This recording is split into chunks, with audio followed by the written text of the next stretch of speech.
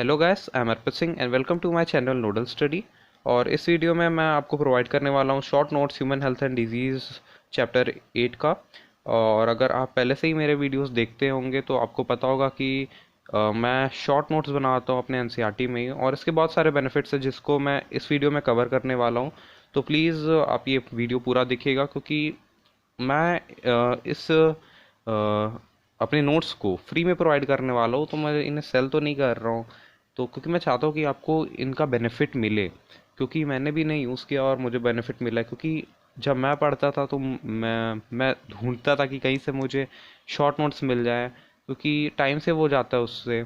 और तो मुझे कहीं भी अच्छे से शॉर्ट नोट्स नहीं मिलते। जहाँ पे भी नोट्स आपको अगर गूगल में भी सर्च करेंगे तो वो आपको ऐसे नोट्स देंगे जो कि आधे एनसीईआरटी की लिखी रहती है, तो उसका कोई मतलब नहीं होता, फिर वो नोट्स हो जाते हैं। Notes are not useful for exams.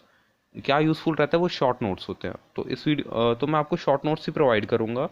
और प्लीज़ पूरा देखिएगा वीडियो, क्योंकि मैं इस वीडियो में उसके बेनिफिट्स कवर करने वाला हूँ। और फिर अभी तो मैं चैप्टर 8 का ही प्रोवाइड कर रहा हूँ, और अगर आपको अच्छा लगता है तो आप प्लीज़ कमेंट करिएगा, मैं दूसरे चैप्टर्स का भी प्रोवाइड करूँगा। और आप को अगर किसी चैप्टर का जल्दी चाहिए या पहले चाहिए, तो क्योंकि सबका एक साथ तो हो नहीं पाएगा, तो आप कमेंट कर दीजिएगा, उस चैप्टर का मैं पहले आपको प्रोवाइड करूँगा नोट्स। तो फर्स्टली मैं अपने नोट्स एनसीईआरटी में ही बनाता हूँ। तो इसका सबसे बड़ा मेन रीज़न है कि जब हम कहीं और नोट्स बनाते हैं, अगर किसी कॉपी में बना रहे, किसी पेज में बना रहे, तो उससे क्या होता है कि जब हम उससे पढ़ते हैं नोट्स को, तो हमें एनसीईआरटी और नोट्स दोनों को एक साथ लेके पढ़ना पड़ता है। क्यों? क्योंकि बहुत बार ये क्या होता है कि हमें डाउट आता है अपने नोट्स में कि कुछ चीज़ें होती है कि जो हम नहीं नोट कर पाए, नहीं मेंशन किए अपने नोट्स में। और जो कि एनसीईआरटी में होती है। और डायग्राम भी बहुत बार हम लोग लेबलिंग ये सब अपने नोट्स में कवर नहीं लिखते, नहीं करते हम लोग, क्योंकि और करते भी तो रफ डायग्राम बना लेते, तो वो उतना यूज़फुल नहीं हो पाता है। तो इससे क्या होता है कि मैं क्या करता हूँ कि अपने नोट्स को एनसीईआरटी में ही बना लेता हूँ, जैसे आप देख रहे होंगे।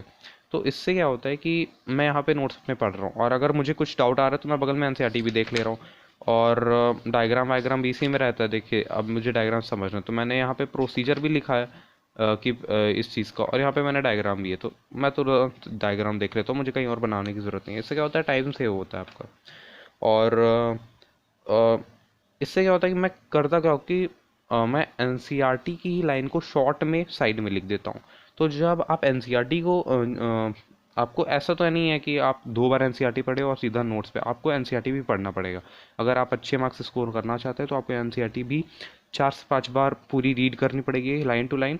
फिर आप उसके बाद नोट्स की तरफ जा सकते हैं। तो जब आप नोट्स को रीड करेंगे, तो सिंस मैंने एनसीईआरटी की लाइन से ही एक्सट्रैक्ट किया उस चीज़ को, तो जब आप नोट्स पढ़ेंगे तो आपको रिलेट होगी वो चीज़, वो रिलेट होगा कि हाँ, ये मुझे याद आ जाएगा, आपको याद आएगा कि हाँ, ये चीज़ लाइन में लिखी हुई है इस फॉर्म में।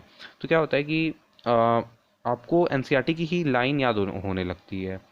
क्योंकि बहुत बार होता है कि जब एग्जाम्स में क्वेश्चन पूछा जाता है तो हम लोग आंसर फ्रेम नहीं कर पाते हैं। बहुत लोग क्या होता है कि उनको नॉलेज होती है, उनको पता होता है बहुत अच्छे से आंसर, पर वो उसको रिप्रेजेंट नहीं कर पाते एक आंसर के फॉर्म में। ठीक है ना, फ्रेम नहीं कर पाते अपना आंसर, उसके वजह से उनके मार्क्स कट जाते। तो मैं क्या फील किया हूँ जब मैं एग्ज़ाम दे रहा था, तो इन नोट्स को बार बार रिवाइज करने से क्या होता है कि ये आपके दिमाग में फिट हो जाता है, और आप फिर इसी को एक फॉर्म में आंसर के में रिप्रेजेंट करेंगे तो वो एनसीईआरटी की लाइन से ही आ जाता है। क्योंकि ये देखिए, मैंने हर चीज़ को एनसीईआरटी से ही लिखा है, तो जब आप उसका सेंटेंस बनाएंगे तो एक एनसीईआरटी की लाइन ही बन जाती है। तो इसीलिए ये इतना यूज़फुल है। और आप मेरे नोट्स को एक बार चेक करिएगा कि मैंने सिर्फ इंपॉर्टेंट चीज़ को ही अपने नोट्स में इंक्लूड किया है, जो इसमें इंपॉर्टेंट है उसी चीज़ को। क्योंकि बहुत बार होता है कि कुछ कुछ चीज़ें हैं एनसीईआरटी में जो कि इंपॉर्टेंट नहीं है, बस वो आपके ऐसे ही दी गई है। ठीक है ना। तो उन चीज़ को, तो आप देखिएगा कि जो चीज़ें इंपॉर्टेंट नहीं दी गई हैं एनसीईआरटी में, मैंने उसको अपने नोट्स में इंक्लूड नहीं किया है। जो इंपॉर्टेंट है मैंने उसी चीज़ को अपने नोट्स में इंक्लूड किया है। और इससे क्या होता है कि अगर आप शॉर्ट नोट्स को बार बार रिवाइज कर पाएंगे तो आपके दिमाग में फिट हो जाता है। और यही चीज़ मेरे साथ हुई थी, तो ये बहुत अच्छा हुआ था, क्योंकि आप फ्रीक्वेंटली रिवाइज कर पाते एक चीज़ को। और रिवीजन बहुत इंपॉर्टेंट होता है जब आप किसी एग्ज़ाम के लिए प्रिपेयर कर रहे होते हैं। क्योंकि क्या होता है कि आप अगर एक चैप्टर को पढ़ रहे हो तो आप उस चीज़ को भूलने लगते हैं कुछ दिन बाद, और तो ये फिर बहुत बेकार चीज़ हो जाती है। अगर आप रिवाइज नहीं करते, बहुत अच्छे से पढ़े होते हैं, तब भी आप एकदम भूल जाएंगे, आपको पता भी नहीं चलेगा अगर आप रिवाइज नहीं करेंगे। तो ये फ्रीक्वेंट रिवीजन के लिए बहुत यूज़फुल है। मैं ये नहीं बोल रहा हूँ कि आपको एनसीईआरटी रीड नहीं करनी पड़ेगी, एनसीईआरटी आप ज़रूर रीड करिएगा, तभी ये नोट्स उतने यूज़फुल हो पाएंगे। ठीक है ना। एनसीईआरटी अब बच नहीं सकते, मेहनत तो करनी पड़ेगी आपको। नोट्स ये है कि आप अगर 5 बार रिवाइज 5 बार अगर 4 से 5 बार अगर एनसीईआरटी को पढ़ लेते हैं फिर वो आप नोट्स कर सकते हैं। और ये ज़्यादा इंपॉर्टेंट तब बन जाता है जब एग्ज़ाम्स पास होते हैं और हमें पूरी बुक एक बार में रिवाइज करनी है, तो ये बहुत यूज़फुल हो जाता है। और तो प्लीज़ मैंने डिस्क्रिप्शन में पीडीएफ के फॉर्म में दे रहा हूँ, गूगल ड्राइव का लिंक है नीचे डिस्क्रिप्शन में इस चैप्टर के नोट्स का, तो प्लीज़ उसको आप एक बार चेकआउट करिएगा। और अभी तो मैं बस इस चैप्टर का अपलोड कर रहा हूँ, और अगर आपको अच्छी लगती है तो प्लीज़ कमेंट करके बताइएगा, तो मैं दूसरे चैप्टर्स का भी अपलोड करूँगा। और अगर आप कमेंट करते हैं, अगर आपको यूज़फुल लगती है तो प्लीज़ कमेंट करिएगा, मुझे बहुत अच्छा लगेगा कि कोई इन नोट्स को यूटिलाइज़ कर रहा है। और अगर आपको इस चैप्टर को पढ़ना है तो आप मेरे चैनल नोडल स्टडी पे जाके विज़िट कर सकते हैं, जिसपे मैंने इस चैप्टर की वीडियोस बनाई हैं, मैंने पढ़ा है इस चैप्टर को। और अभी कुछ वीडियोस रिमेनिंग है, मैं उनको भी जल्द दे आऊँगा। आप कमेंट करिएगा अगर आपको अच्छा लगता है। और पीडीएफ फॉर्म में है नोट्स नीचे डिस्क्रिप्शन में, जाके आप चेकआउट करिए। Thank you very much.